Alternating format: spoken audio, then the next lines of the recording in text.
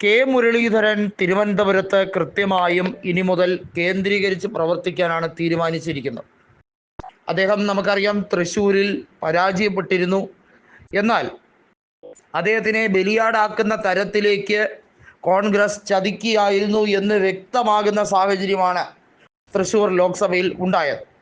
പല കാരണങ്ങളാലും അദ്ദേഹം വട്ടിയൂർക്കാവിൽ തന്നെ വലിയ തോതിൽ പോരാട്ടം നടത്തിക്കൊണ്ടിരിക്കുന്ന സമയത്ത് വടകരയിൽ ചെന്ന് ലോക്സഭാ തെരഞ്ഞെടുപ്പിൽ അന്നത്തെ സ്ഥാനാർത്ഥിയായിരുന്ന പി ജയരാജനെ 85,000-ഓളം വോട്ടുകൾക്ക് 2019 ലോക്സഭാ തെരഞ്ഞെടുപ്പിൽ തകർത്തെറിഞ്ഞത്.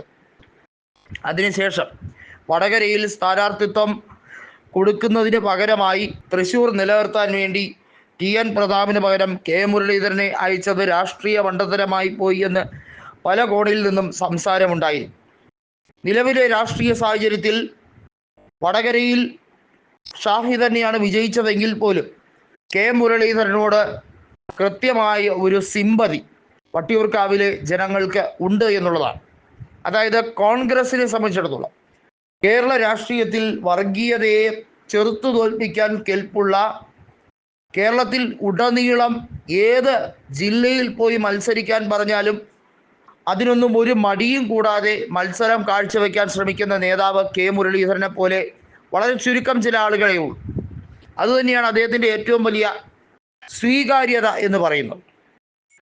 വട്ടിയൂർക്കാവിൽ 2026 നിയമസഭാ തെരഞ്ഞെടുപ്പിൽ അദ്ദേഹം കോൺഗ്രസ് സ്ഥാനാർത്ഥിയായി തിരിച്ചു വന്നാൽ VK പ്രശാന്തിൻ്റെ കാര്യം കട്ട പുകയാണ്. കാരണം വട്ടിയൂർക്കാവ് കെ മുരളീധരൻ്റെ കൈവശം ഉണ്ടായിരുന്ന മണ്ഡലമാണ്.